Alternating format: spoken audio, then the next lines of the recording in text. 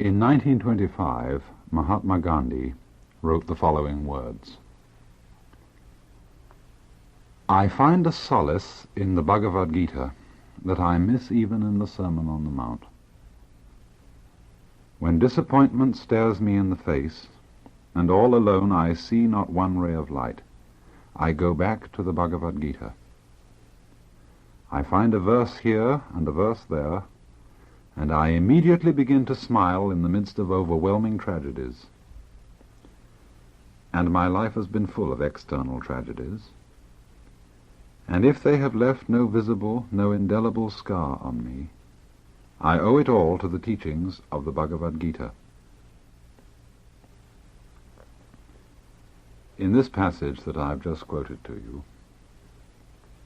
Mahatma Gandhi was referring to what is perhaps the most famous of all the spiritual classics of India, the Bhagavad Gita,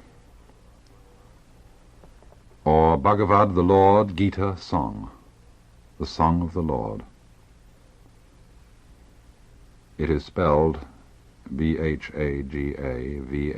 Bhagavad, Gita, Gita, the Song of the Lord in this case being Sri Krishna, who in Hindu mythology is regarded as an incarnation, an embodiment, in the Sanskrit language, an avatar of Vishnu, the Supreme Lord, the personification of the ultimate reality underlying this universe.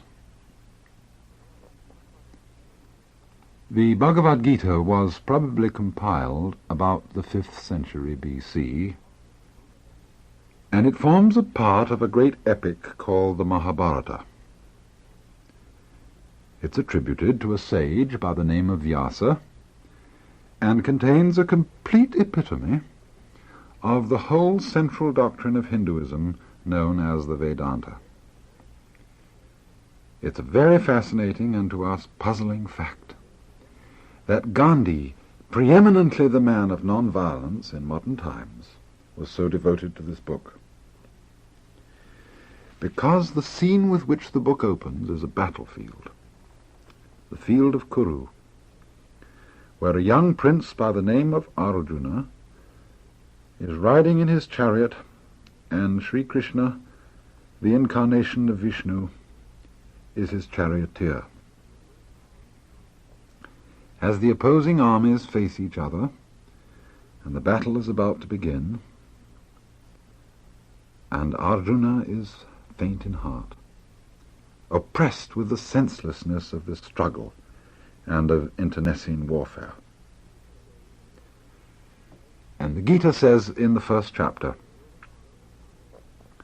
he was overcome with great compassion and uttered this in sadness: when I see my own people arrayed and eager for fight, O Krishna, my limbs quail, my mouth goes dry, my body shakes and my hair stands on end. And I see evil omens, O Krishna, nor do I foresee any good by slaying my own people in the fight. I do not long for victory, O Krishna, nor kingdom nor pleasures. Of what use is kingdom to us, O Krishna, or enjoyment, or even life? And having spoken thus on the field of battle, Arjuna sank down on the seat of his chariot, casting away his bow and arrow, his spirit overwhelmed by sorrow. And to this complaint his charioteer, the Lord Krishna, replies: whence has come to thee this stain, this dejection of spirit in this hour of crisis? It is unknown to men of noble mind. Yield not to this unmanliness, O Arjuna, for it does not become thee. Cast off this petty faint-heartedness, and arise, O oppressor of the foes. And to give point to his words, Krishna goes on: thou grievest for those for whom thou shouldst not grieve, and yet thou speakest words about wisdom. Wise men do not grieve for the dead, nor for the living. Never was there a time when I was not, nor thou, nor these lords of men. nor will there ever be a time hereafter when we shall cease to be. As the soul passes in this body through childhood, youth, and age, even so is its taking of another body. The sage is not perplexed by this. Heat and cold, pleasure and pain come and go, and do not last forever. These learn to endure. The man who is not troubled by these, O chief of men, who remains the same in pain and pleasure, who is wise, makes himself fit for eternal life. Of the non-existent there is no coming to be. Of the existent there is no ceasing to be. The conclusion about these two has been perceived by the seers of truth. Know thou that that by which all this is pervaded is indestructible. Of this immutable being no one can bring about the destruction. It is said that these bodies of the eternal embodied, which is indestructible and incomprehensible, come to an end. Therefore fight, O Arjuna. He who thinks that this slays, and he who thinks that this is slain, both of them fail to perceive the truth. This one neither slays nor is slain. He is never born, nor does he die at any time, nor having come to be, does he again cease to be. He is unborn, eternal, permanent, and primeval. He is not slain when the body is slain. Now it's obvious, I think, to those of you who have listened to any other of these programs, what Sri Krishna is talking about here. When I was talking to you about the Upanishads, I explained at several points the fundamental doctrine of the Hindus. And that is that the innermost reality of man is not quite what we who have been brought up in a Christian tradition call the soul. We have an inherited teaching, of course, of an immortal and individual soul, which is the root principle of every human being. But in the Hindu doctrines, the soul is not individual.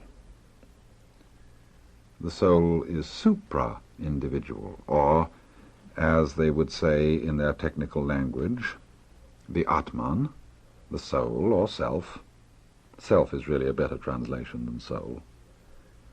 The Atman is identical with Brahman, and Brahman is the name which they use for the ultimate reality which underlies this whole universe. Now, I don't want you to think of Brahman as a sort of vast blob of perfectly transparent jello, which penetrates the whole world. I think that's what many people imagine when they hear this kind of thing. The whole point of the Brahman idea is missed. When you form any image of it in your mind at all, even jello, even empty space or boundless light, Brahman is what we ourselves really are, what this whole universe is fundamentally and actually. There is no way of thinking about, of imagining that. For the very simple reason that as water cannot rise higher than its own level, thought cannot think what is higher than thinking. It cannot conceive the mind which thinks, and still less the power which generates the mind. Our symbols for, our ideas about this supreme reality are vaguish and voidish, not at all because that reality is vague and void, but because thought and imagination are annihilated in trying to grasp it. The essential teaching which the Gita is trying to convey is that the real center and soul, the basic reality of you and I, is not the superficial consciousness which we ordinarily call myself. What we are fundamentally is this unthinkable source of life and existence named Brahman, the expansive. Nor must we confuse this unthinkable center of our lives with a sort of inert stuff, a so-called blind force.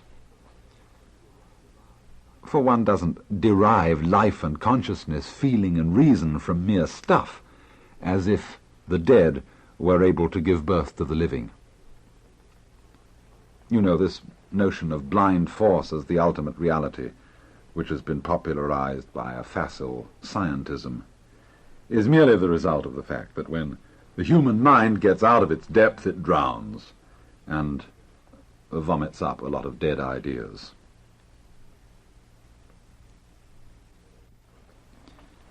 And so Sri Krishna goes on. He who knows that it is indestructible and eternal, uncreated and unchanging, how can such a person slay anyone, O Arjuna, or cause anyone to slay? Just as a person casts off worn-out garments, and puts on others that are new, even so does the embodied soul cast off worn-out bodies and take on others that are new. Weapons do not cleave this self, fire does not burn him, waters do not make him wet, nor does the wind make him dry. He is uncleavable, he cannot be burned. He can neither be wetted nor dried. He is eternal, all-pervading, unchanging and immovable. He is the same forever.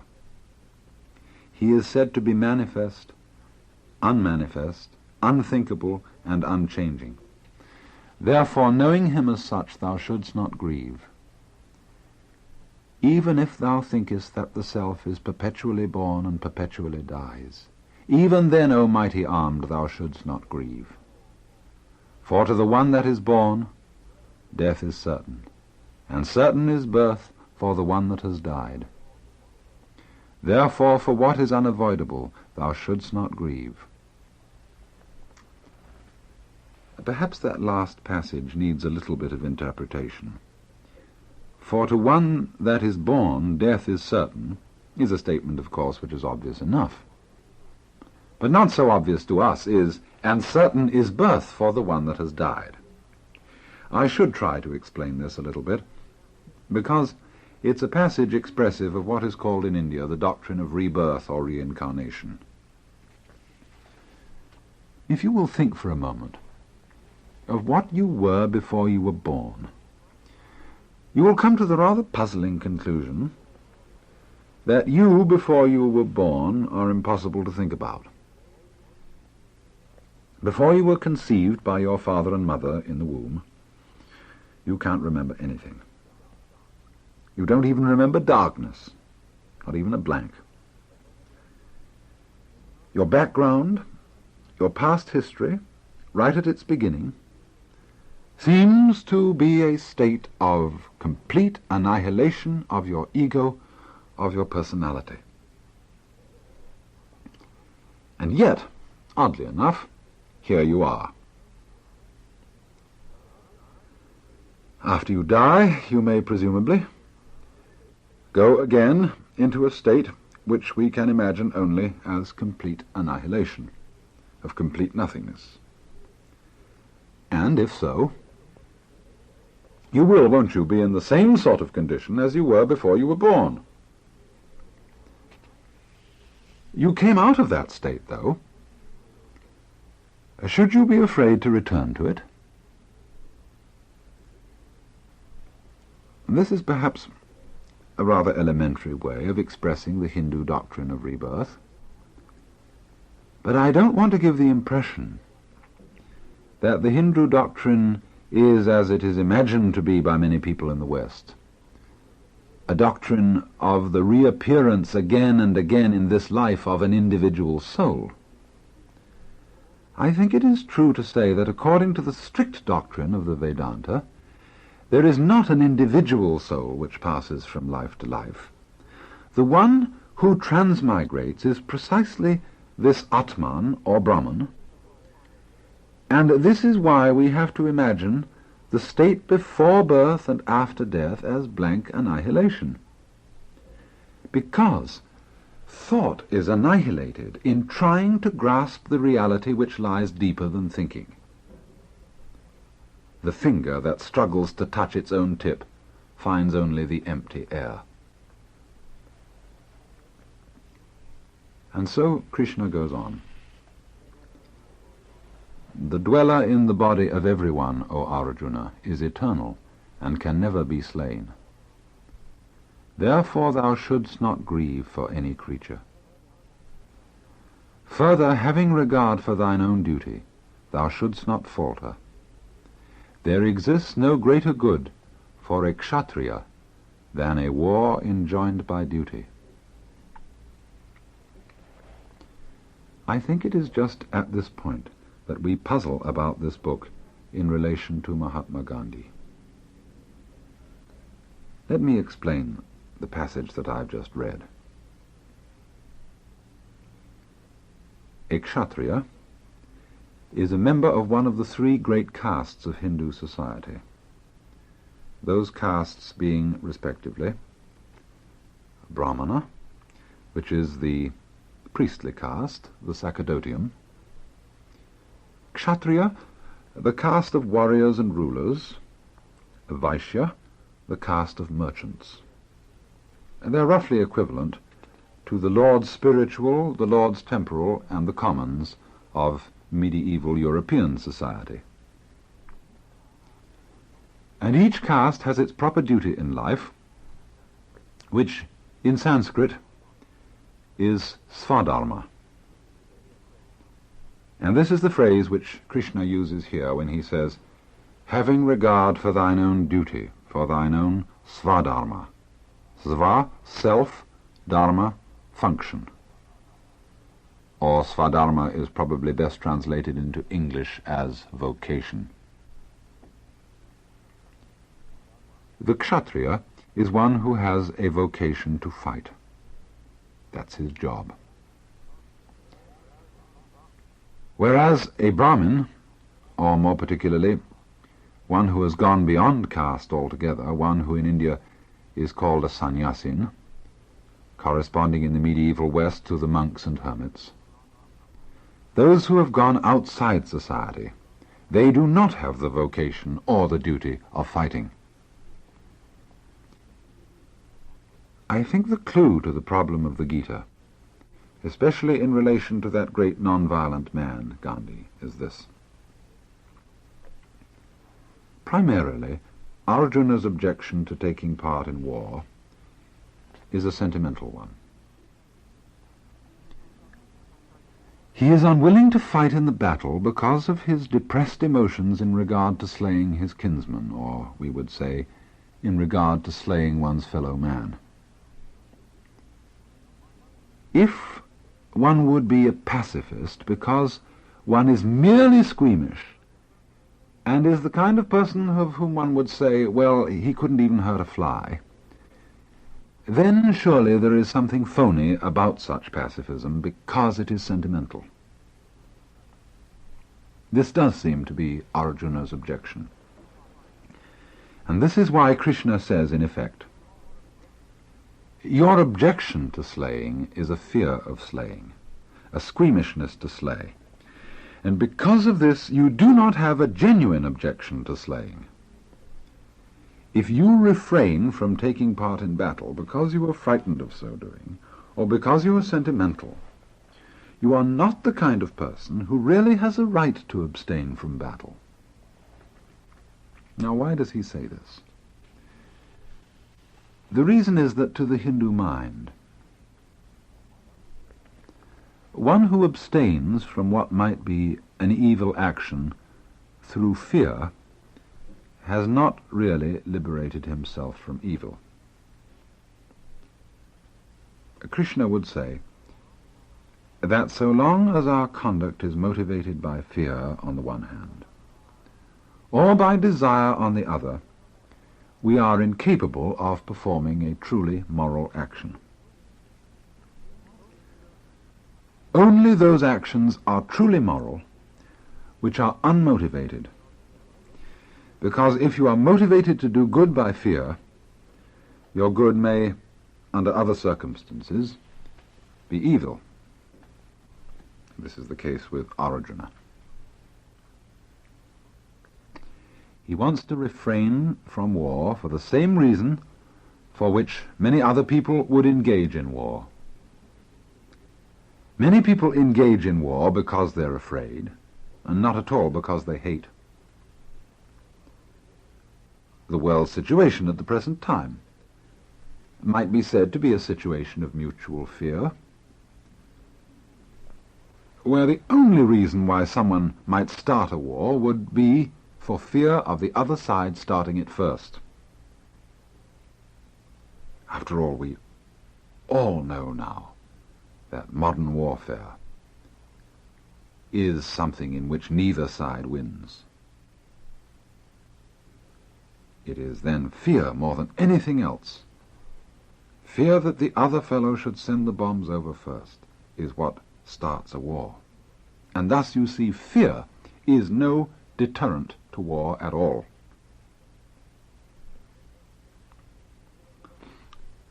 A person whose reluctance to fight is based on fear or squeamishness does not then, in Krishna's view, have the right to renounce it. And you see here, the view is one which would probably commend itself to a man like Gandhi. Because you could turn it round in the other way and say that a person who has to take the step of being a non-violent man, a man of peace, a pacifist, he would have his vocation and his duty to do in exactly the same way as the kshatriya, the warrior. He must not be non-violent on sentimental grounds, but rather because he sees it as his svadharma, that is to say, his vocation in life. And so a moment later, Krishna formulates the principle of action. He says, "Therefore arise, O son of Kunti, Arjuna, resolved on battle, treating alike pleasure and pain, gain and loss, victory and defeat. To action alone hast thou a right, never at all to its fruits. Let not the fruits of action be thy motive, neither let there be in thee any attachment to inaction. Fixed in yoga, that is to say, in union with the principle, with the self, do thy work, O winner of wealth, abandoning attachment, with an even mind in success and failure, for evenness of mind is called yoga. One who has yoked his intelligence with the divine casts away even here both good and evil. Therefore strive for yoga. Yoga is skill in action." The principle, you see, which he enunciates is to act without attachment to the fruits of action, to do what you have to do without seeking either evil or good from it. Now this is simply another way of saying to act without motive. It seems, of course, from our point of view, impossible that a human being should act without motive. In our Western way of thinking about ethics, we judge the quality of an action by the quality of the motive. And the whole notion of an action without a motive at all seems to be extraordinarily foreign to us. But as a matter of fact, if there is no such thing as an action without motive, there is no such thing as a free or moral action. Because so long as we have a motive, our actions are not actions, they're simply reactions. Surely it's obvious that our motives are determined by our conditioning, by our environment, our heredity, our social structure. They give us motives, and these motives of the past determine the way in which we act. Now, if my motive for doing good is for the sake of some sort of a reward, whether it's in the ancient sense of going to heaven or the modern sense of being a real person or a regular guy, or whether it's a fear in the ancient sense of going to hell or in the modern sense of being a cad, I act motivatedly, and therefore the things which I do by way of moral action are not actually free. If, as we in the West have rather inconsistently but nevertheless rightly insisted, a moral man must be a free man must be an unmotivated man. In Western Christianity it has always been thought that there is only one unmotivated being, and this would be God. In the words of the ancient hymn in the Catholic Breviary, God is creation's secret force, thyself unmoved, all motion's source. God, then, would be the one who would act without motive, who would act spontaneously from himself without having to be pushed around. The point, you see, of the Hindu teaching is that in reality each one of us is that unmoved one, that unmotivated one. The root and ground of our soul and mind is the same as the root and ground of this whole universe. Therefore, one in whom this is fully realized can act in an unmotivated way. In studying the philosophy of the Hindus, we have to get used to the idea that it's really an illusion to suppose that every event is motivated, determined, or caused by the past. What they call karma, or causation by the past, is in fact maya, or unreality. For in the Hindu philosophy, the present of the universe, or the eternal now of the universe, is not the consequence of its past, but rather the past is always the consequence of the present, of the eternal now. It trails behind it like the wake of a ship. It does not stand before it and push it. And thus, it is through the realization that he is that eternal now, not his past, that Arjuna is able to act in a free way, in an unmotivated way, and thus go into battle, not because he is moved to fight by hate, by squeamishness or fear, but because he carries out his appointed place in a society in which it's his vocation to be a warrior. We may think it regrettable that societies exist in which there is a vocation to be a warrior, but let's not be sentimental in this respect also, because every one of us is unable to live at all without killing something. Some of us would like to rule out altogether the killing of our fellow men. But you see, in the Hindu view of life, there isn't this rigid distinction between man on the one hand and animals and plants on the other, which exists for us in the West. Therefore, there are times in the Hindu view when killing is an unavoidable condition of being alive, and this is one of the problems which the Gita sets itself to solve. I have read these selections from the translation of the Bhagavad Gita, that's spelled Bhagavad hyphen Gita, translated by Dr. S. Radhakrishnan, Radhakrishnan.